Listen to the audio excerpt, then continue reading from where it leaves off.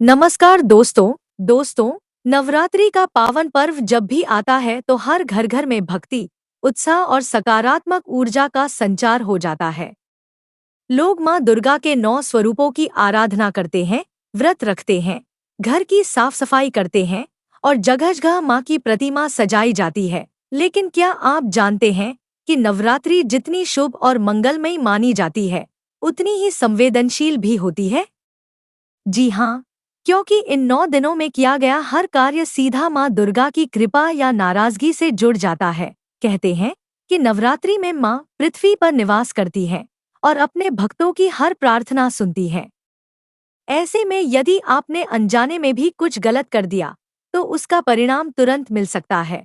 आज हम इसी विषय पर गहराई से चर्चा करेंगे। नवरात्रि के दौरान कौन सी चीजें भूलकर भी नहीं खरीदनी चाहिए, क्योंकि अगर आपने इन वस्तुओं को इस पावन समय में घर ले आए तो धन का नाश, मानसिक अशांति और परिवार में कलह जैसी स्थितियां उत्पन्न हो सकती हैं। इसलिए आप इस वीडियो को पूरा अंत तक देखिएगा, क्योंकि यहाँ हम सिर्फ परंपरागत मान्यताओं की बात नहीं करेंगे बल्कि इनके पीछे की आध्यात्मिक और मनोवैज्ञानिक गहराई को भी समझेंगे। जब आप इस सच को जानेंगे तो खुद महसूस करेंगे कि यह नियम केवल आस्था नहीं बल्कि जीवन के संतुलन से जुड़े हैं। वैदिक पंचांग के अनुसार आश्विन माह के शुक्ल पक्ष की प्रतिपदा 22 सितंबर को रात 1:23 से शुरू होगी। वहीं इस तिथि का समापन अगले दिन यानी 23 सितंबर को रात 2:55 पर होगा। ऐसे में 22 सितंबर से शारदीय नवरात्र शुरू होंगे। शारदीय नवरात्र में घट स्थापना का शुभ मुहूर्त सुबह 6:09 से लेकर सुबह 8:06 तक है। अभिजीत मुहूर्त सुबह 11:49 से लेकर दोपहर 12:38 तक है। इन दोनों ही मुहूर्त में घट स्थापना कर माँ दुर्गा की पूजा अर्चना कर सकते हैं। इन 9 दिनों में माँ दुर्गा के 9 स्वरूपों की पूजा का विधान है: शैलपुत्री, ब्रह्मचारिणी, चंद्रघंटा, कुष्मांडा, स्कंदमाता, कात्यायनी, कालरात्रि, महागौरी और सिद्धिदात्री। हर दिन माँ के एक रूप की साधना करके भक्त अपनी मनोकामनाओं की पूर्ति करते हैं।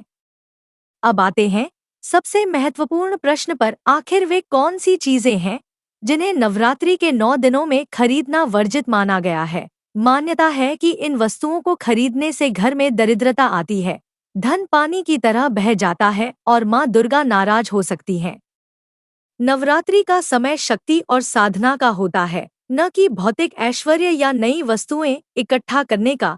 इसीलिए शास्त्रों में यह स्पष्ट निर्देश दिया गया है कि इस दौरान केवल पूजा सामग्री और आवश्यक वस्तुएं ही लेनी चाहिए, शेष सभी खरीदारी टाल देनी चाहिए। कई बार लोग नवरात्रि में नया घर, नया वाहन या कीमती सामान लेने की सोचते हैं, लेकिन शास्त्रों के अनुसार यह समय आध्यात्मिक उन्नति का है, भौतिक विस्तार का नहीं। यदि इस अवधि में बड़े लेन देन किए जाते हैं तो उनमें अड़चनें आती हैं, विवाद बढ़ते हैं और धन हानि हो सकती है। माना जाता है और मान्यता है कि यदि इस दौरान लोहे से बनी कोई भी चीज घर लाई जाती है तो यह आर्थिक तंगी का कारण बन सकती है। यहाँ तक कि माँ दुर्गा का क्रोध भी झेलना पड़ सकता है और व्यक्ति का जीवन दुर्भाग्य की ओर बढ़ सकता है। इसी तरह नए जूते चप्पल भी नवरात्रि में नहीं खरीदने चाहिए। ऐसा माना गया है कि जूते चप्पल घर में दरिद्रता लाते हैं और नकारात्मक ऊर्जा का वास करवाते हैं। विशेषकर शनिवार और गुरुवार को इस तरह की खरीदारी करना और भी अशुभ होता है, क्योंकि इससे अचानक परिवार पर संकट आ सकता है। मसूर दाल भी इन 9 दिनों में वर्जित मानी जाती है। धार्मिक मान्यताओं के अनुसार इसका संबंध मंगल ग्रह से है और इसके सेवन से मन में उग्र और तामसिक विचार उत्पन्न होते हैं। आयुर्वेद में भी मसूर दाल को रजोगुण को बढ़ाने वाला बताया गया है, जबकि नवरात्रि में सात्विकता को महत्व दिया जाता है। इसलिए नवरात्रि के दौरान मसूर दाल न तो खरीदनी चाहिए और न ही इसका सेवन करना चाहिए। बैंगन भी नवरात्रि में खाने और खरीदने से मना किया गया है। इसमें रजोगुण की अधिकता होती है जो सात्विक भावनाओं को कमजोर करता है।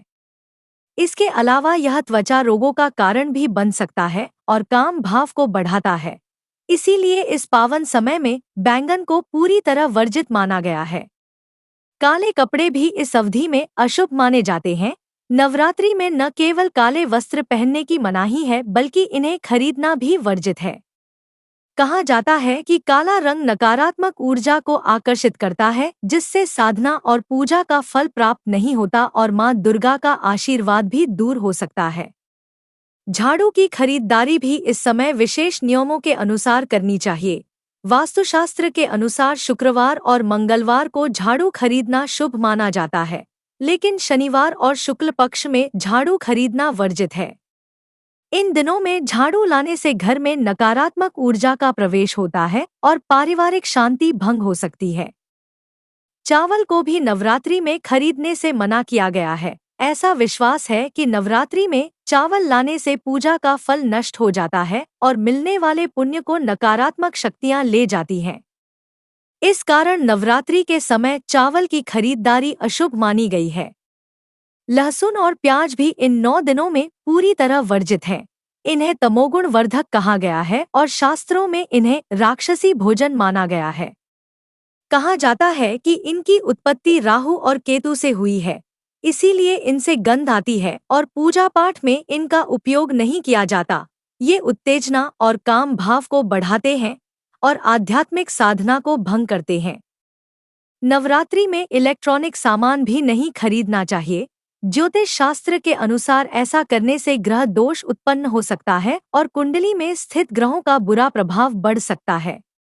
इसीलिए इन 9 दिनों में इलेक्ट्रॉनिक वस्तुएं घर लाने से परहेज करने की सलाह दी जाती है। नवरात्रि के पावन दिनों में दूध से बनी मिठाइयां भी खरीदने और खाने से बचना चाहिए।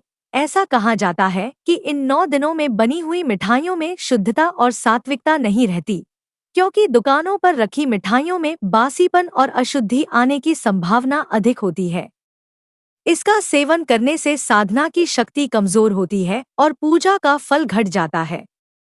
इसीलिए शास्त्रों में सुझाव दिया गया है कि नवरात्रि के दौरान घर पर ही शुद्ध घी या दूध से बनी प्रसाद स्वरूप मिठाइयां तैयार करनी चाहिए और वही माता रानी को अर्पित करनी चाहिए। इसी तरह शराब और मांसाहारी वस्तुएं नवरात्रि में पूर्ण रूप से वर्जित हैं। इनका खरीदना, खाना या घर में रखना भी अशुभ माना गया है।